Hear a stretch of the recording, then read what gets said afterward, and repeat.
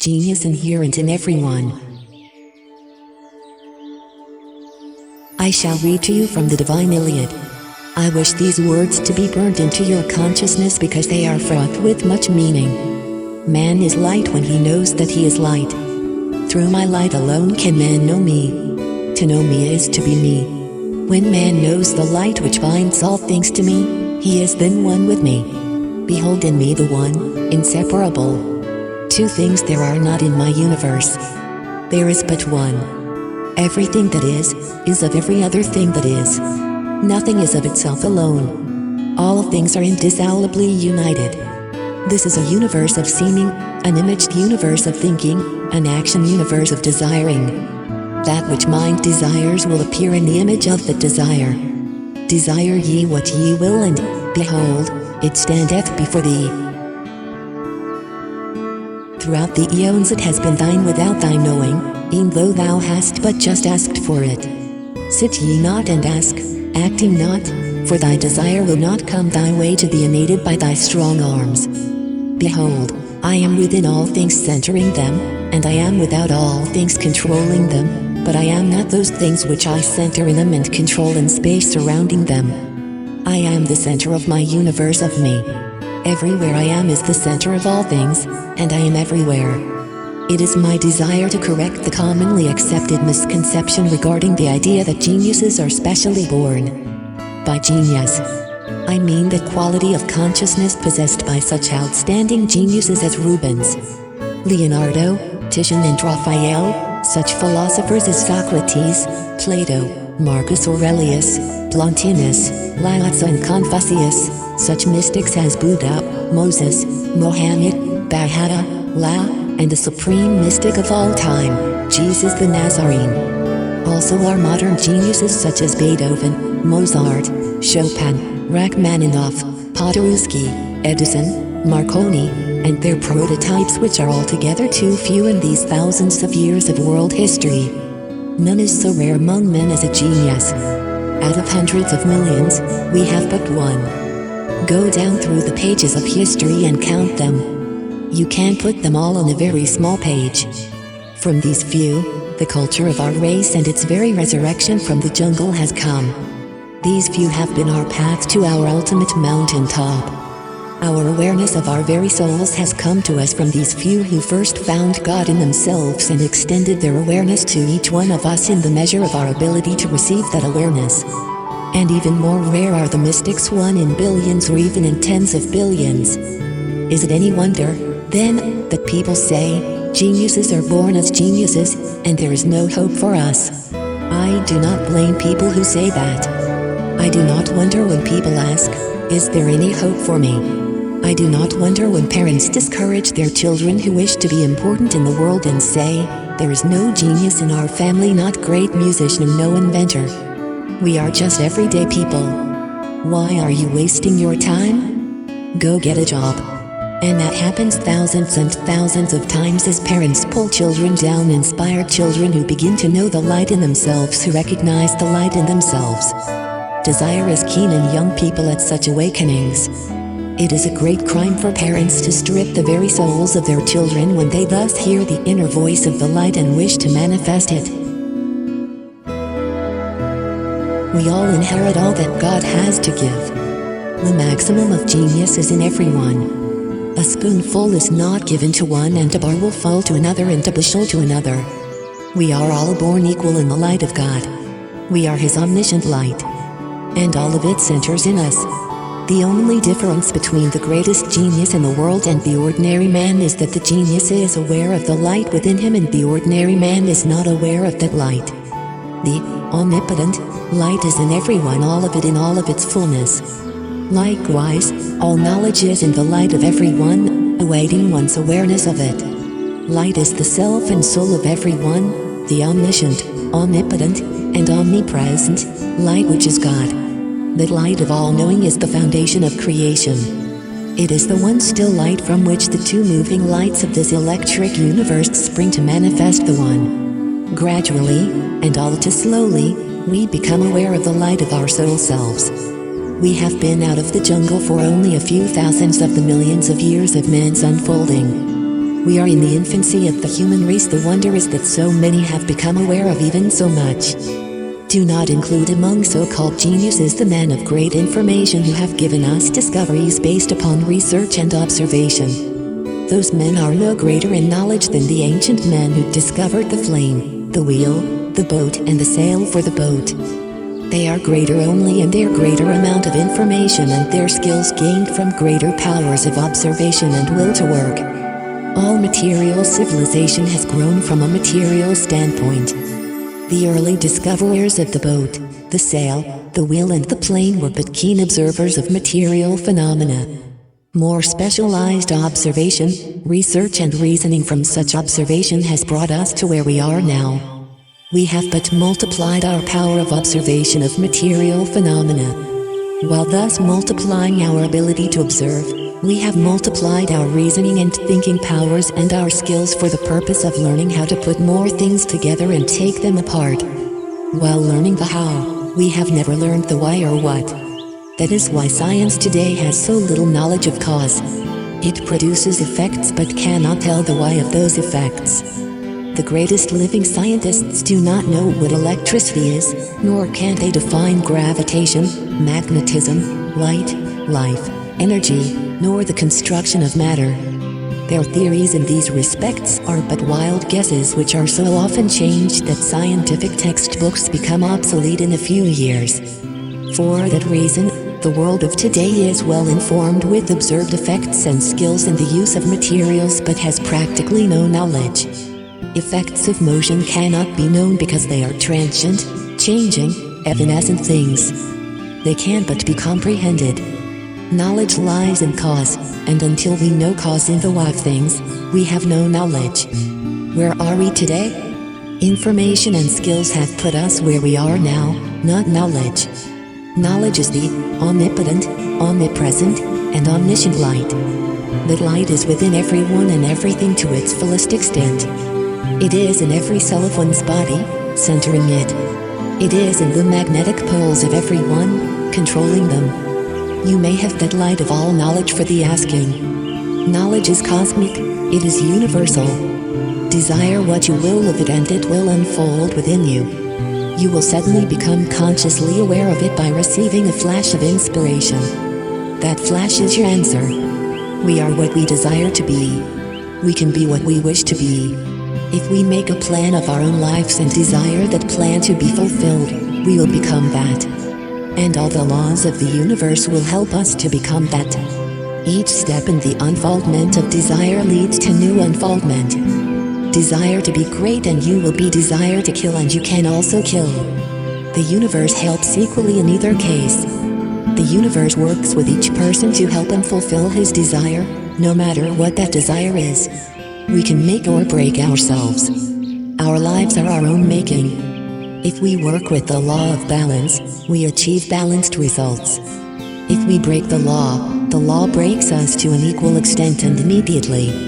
I often say to groups, especially the salesmen's groups to whom I have talked for many years, mediocrity is self-inflicted, genius is self-bestowed. It lies with you. A genius is one who is conspicuously aware of the light in him, one who lives in the balanced rhythms of the God light. A genius is a co-creator with God. He is the bridge between man and God. The geniuses of the world give us our culture. They uplift mankind. A mystic is one who is more fully aware of the light. He is the supreme genius. Jesus, the one mystic of all time, can never be exceeded, but he can be equaled. The end of the journey of man is to equal Jesus in full cosmic consciousness of the light. On one of these evenings, I will tell you the story of the journey of man from the jungle to the light. All mankind will eventually have full conscious awareness of the light whether he will or not. Even though he walks toward the dark, he must eventually turn and go the other way. He has no choice in the matter. When he has sufficiently punished himself by walking toward the dark, he will turn to ease his own self-inflicted suffering. Each one of us is walking either toward the dark or the light. The decision as to which way you walk is under your control. You are either seeking God or trying to escape from Him. The genius or mystic who has found God lives in the world of inspiration. He is always seeking the ecstasy of the light. He lives in that wonderful ecstatic world of aloneness, and prefers to. He is never alone, for he is with God, thinking God, creating with God. He is forever interpreting the inspiration of God's whisperings to him. Whether they be in musical rhythms, inventions, poetry or sculpture, or any product of industry. Every man who is inspired to manifest God worthily is expressing the measure of his own genius, whether he manifests it in the kitchen, in the workshop, or in running an elevator. One who is joyously and ecstatically working to the best of his ability to manifest God in him is expressing the genius in him. He is the one who is walking toward the light, the one who is trying to be worthy of the light. The one who is walking away from God is he who does not wish to be alone. He is afraid to be alone with God. He is afraid to be alone for fear he will run into God. He fears inspiration. He fears the inner voice speaking to him. If the inner voice ever so much as gets in a little word, he turns on the radio to drown it out. And if the music is not quick enough, he will seek for jazz, speeches or advertising. He will turn the dial here and back again, change from one place to another, turn it off and go out for a card game, go to a bar room to drink and seek pleasure for the body in company with other bodies like him. Such a man is not seeking God, he is trying to escape from God. Such a man is not walking toward genius. He uses every effort to find a way to get away from God the moment he finds himself in danger of being alone with his self. The genius is just the opposite. He seeks the forest, the quietude of nature. He seeks good music, good literature, uplifting things. The great creator Rachmaninoff multiplies himself by dividing himself and giving himself in those divided parts to the whole world for its uplift. The one who is walking away from God divides himself by himself. That is the seed he sows, for which he reaps the harvest of mediocrity and failure to achieve eternal values. You who sit in an audience and hear Rachmaninoff and say, "Geniuses must be born," or "There is no genius in me," or hear the music of Tchaikovsky or Beethoven or any of the music which has the rhythms of heaven in it, the rhythms which make you forget your body as the composer forgot his body when he created it, you who feel thrills up and down your spine while you listen to it, are a mirror which is reflecting that genius. His inspiration is being reflected in you. You are being re-inspired by him, and that is the evidence of your genius, whether you perform it or not, or whether you have ever done anything in your life to express genius. When you are thus inspired by another, you are multiplying yourself by knowingly becoming one with other selves. You are unifying your soul with the universal soul through your increasing awareness of the universal soul. The very fact of its reflection in you is evidence of your own inner genius. You love it, and you walk alone afterward to be in the ecstatic aftermath of that wonderful harmony. For days it keeps recurring to you, whispering the reflection of cosmic rhythms back to you. For days they pulse in your heart and become a part of you, a permanent part of you. It is as though they said to you, "Be me. I am the light." The music you heard was the inner voice of the light. It was the door to the light through which you can enter. Wherever you hear good music or see good art, wherever you are inspired by anything whatsoever and uplifted by it to any extent whatsoever, you are walking toward your own genius in the light and away from mediocrity. However, the fruit of genius does not drop into one's lap. One cannot be a wishful thinker, sitting idly waiting for the material manifestation of one's thought. All the great geniuses I have known have certain traits in common, and not the least of these is a great capacity for work. They find inspiration in their great reverence for nature and a deep desire to be alone. Their awareness of God is born in aloneness with self. Personal contact with such men as Podorowski, Leopold Godarsky, George Gershwin, Osip Gabrilowitsk, Victor Herbert, John Philip Sousa, Caruso and others among musicians, with Coolidge, Shapley, Michelson, Millikan, Jeans, Edison and others of the great scientists and inventors was living proof to me that these men had unfolded their genius because of their cooperation with God, in their oneness with the Source. they became immune from fatigue and their inner awareness is portrayed in a seemingly unlimited personal power of accomplishment. Likewise, I, too, found the kingdom of heaven within me. Since the age of 7 I have consciously walked and talked with God. Whatever I have created has been co-created with God. In that ecstasy of mind which is the unchanging nature of God. Whatever I have achieved is because of the awareness of God working with me as one mind, achieving through me as one thinker, not 2 or 3 times a day. Before and after meals, by saying prayers periodically in words but continuously, consciously, moment by moment. I do not think I have ever prayed in words. I pray in conscious desire. I pray in concepts of whole ideas, not parts. I never go to sleep at night without consciously thinking that kind of prayer in which I express desire and whole ideas of what my day for the morrow must be. I do not weaken my prayer by trying to find words for it. I keep my desire strong by not thus dividing it into words or in parts. My prayers are communions, not conversations. The night is the most important part of life. We waste our precious nights through not knowing what sleep means, and what it is that sleeps. Certainly it is not consciousness which sleeps.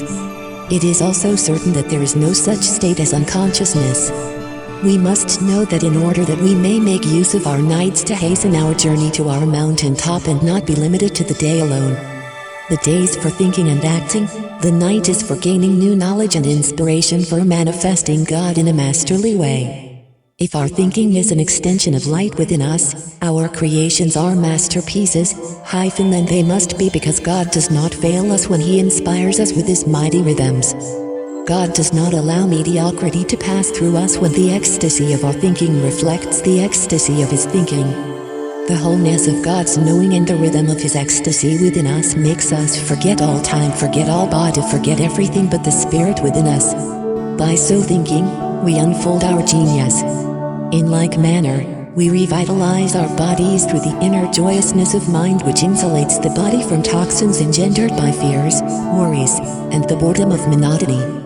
All who desire to thus awaken their inherent genius may do so by thus desiring to awaken it. How can I acquire cosmic consciousness? People ask. How can I become cosmically educated, as you have? I have often been asked to tell of my illumination into that rare state of knowing which is known as cosmic consciousness. I have not formally attended school or a university since the age of 9, but have had a super university education and training purely from the cosmos by walking and talking with God.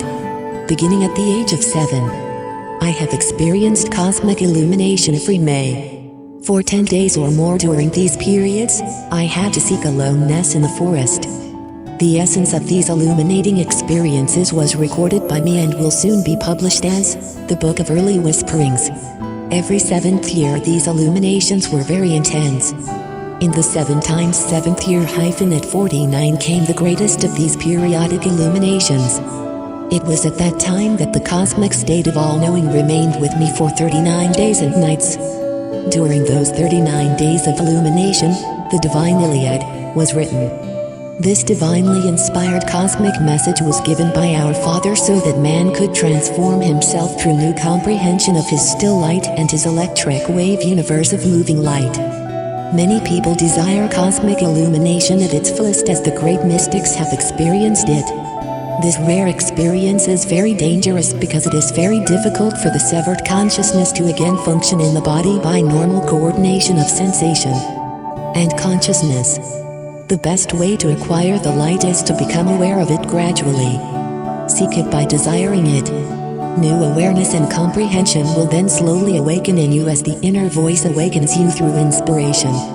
It is better to be gradually transformed as the whole human race marches toward the mountaintop than to have it all at once and suffer the crucifixion and aloneness of being ahead of your time and waiting long, patient years in which you may not even speak of it.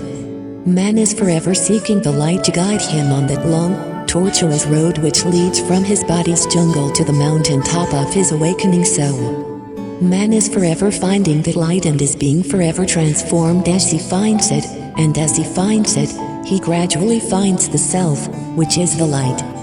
And as he becomes more and more transformed by God light of the awakening self within him, he leaves the jungle further and farther behind him in the dark from which he is being released by his gradual transformation from the electric awareness of the spirit. There are those who seek the light who are discouraged because they seemingly cannot find it, being wholly unaware that they have been forever finding it. Unknowing ones expect to find it all at once in some blinding flash, revealing all power, all knowledge and all presence. It does not come that way until one is nearing his mountain top. Man cannot bear too much of the light at a time while his body is still new. It is too near its jungle to bear the light. All who are well out of the jungle have already found enough of the light to illumine their way out of the depths. They are forever finding all they can bear. He who is far out of the jungle and still seeks the light in the high heavens is forever finding it, and is forever being transformed as he finds it. The dark road from man's jungle to his mountaintop glory becomes ever more illumined during the ascent of man from his body to the spirit. It is a hard but glorious road to climb. All must make it. The ascent of man from the dark to the light is the forever repetitive play which man is playing on this planet. When all mankind has found the light, the play will be finished. Likewise, this planet will be finished as its abode for men. It will then be rolled off into its ever-expanding orbit where Venus is gradually being rolled into place to become the stage for the next repetition of the ascent of man in the solar system. We actors of the play must, therefore, be content with the lines of the play revealed to us each moment in life.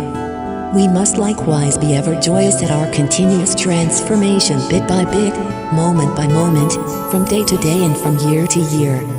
And each one of us learns his part line by line, the better to fulfill them worthily. All parts of the play manifested by man are experiences which become actions of the play.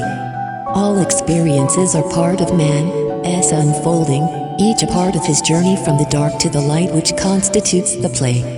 All experiences are steps in man's journey from the jungle to man's mountain top of glory. All experiences, therefore, are good experiences.